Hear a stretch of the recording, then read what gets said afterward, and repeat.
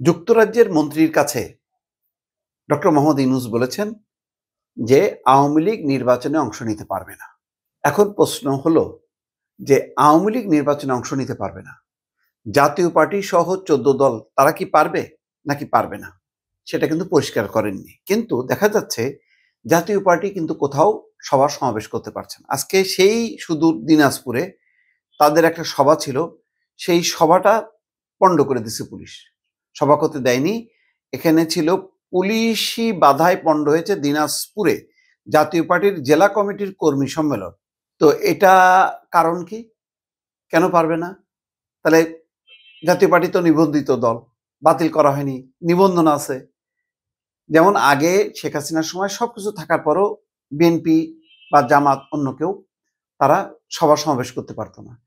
তো এখনো তো পরিস্থিতি তাই, শুধুমাত্র ৩০টা রাজনৈতিক দল, যে ৩০টা রাজনৈতিক দল এই সরকারের সমর্থক তারা পারছে, তার বিপরীত মেরুতে যারা ছিল তারা পারছে না। এখন তাদেরকে বলা হচ্ছে আওয়ামী লীগের দোসর, সহযোগী।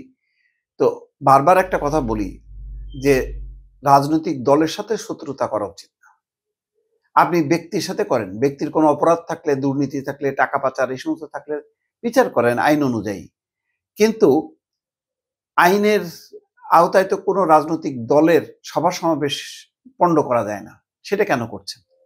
অন্তর্বর্তী সরকার এমন কিছু করা উচিত যেটা একটা গণতান্ত্রিক আদর্শের মডেল। এই যে তারা সংস্কার করে, এত লম্বা লম্বা কথা বলে, একদিকে সংস্কার করবে, আদর্শিক ব্যবস্থাপনা গড়ে তুলবে, বলবে যে সবার অধিকার থাকবে, সাংবিধানিক অধিকার, গণতান্ত্রিক অধিকার, কিন্তু এইদিকে জাতীয় পার্টি সভা সমাবেশ করতে পারবে না। এই ব্যাপারে গভর্নমেন্টের কোনো সেও নেই। ঢাকার বিজয়নগরে কি ঘটনা ঘটে গেল গণ অধিকার পরিষদের সাথে তাদের, এটা খুবই অনাকাঙ্ক্ষিত। এখন আপনি আপনার মতন করে যদি এইভাবে দোষর চিহ্নিত করেন, তাহলে আপনি চিন্তা করেন, ঠিক যদি মানে কল্পনা করেন, আমি বাস্তবে ঘটবে এটা বলছি না, চোখ বন্ধ করেন, বন্ধ করে বললো যে ওই ৩০টা রাজনৈতিক দল স্বৈরাচারের দোসর, ইউনূসের দোসর, জামাত বিএনপি স্বাধীনতা বিরোধী চক্রের দোসর, রাজনীতি করতে দেব না, তাহলে কি হবে? আবার সেই গণতন্ত্রের সংকট। এখন তো সংকট এমনি আওয়ামী লীগকে ঘিরে আছে, সেটার বিচার হচ্ছে। বিদেশিরাও কিন্তু চাপাচাপি করছেন। আজকে কেন যুক্তরাজ্যের মন্ত্রীর কাছে সে ডক্টর মোহাম্মদ ইউনূস নিজে থেকে বলতে গেল? নিশ্চয়ই তিনি কিছু বলেছেন বলে তার উত্তর দিচ্ছে। তার মানে পশ্চিমারা আস্তে আস্তে কথা বলতে শুরু করেছে। অজিত দোভাল ডক্টর খলিলুর রহমানকে এমনি এমনি ডাকে নাই, নিশ্চয়ই তাদের ইস্যু আছে। ইস্যু বাংলাদেশের নির্বাচন, ইস্যু শেখ হাসিনার বিচার। এমনিতে এরকম চাপের মুখে আন্তর্জাতিক চোখগুলো যখন বাংলাদেশের দিকে, তখন আপনি জাতীয় পার্টিকে সভা সমাবেশ করতে দেবেন না। ১৪ দলের কেউ তো সাহসও করতে পারছে না। ১৪ দলের অস্তিত্ব কতটুকু আছে না আছে সেটা নিয়ে বিতর্ক করা যেতে পারে, কিন্তু কেউ যদি সভা সমাবেশ করতে চায় সে তো পারবে না। কোথায় জাসদ ইনু, কোথায় ওয়ার্কার্স পার্টি? সব বিলীন হয়ে গেল এমনি নিজে থেকে, বাধা ছাড়াই।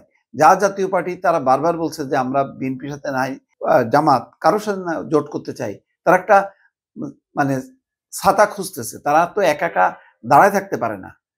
এটা তো লতা গাছ, কোনো শক্ত একটা গাছ ছাড়া তো বাঁচবে না। তা আপনি তাদেরকে, তাদের এই যে বাঁচার অধিকার, এই অধিকারটা কেন নস্যাৎ করা হচ্ছে? এটা ডক্টর মোহাম্মদ ইউনূসের আমলে এটা কিন্তু মানানসই হচ্ছে না, এইটুকু বলতে পারি দর্শক।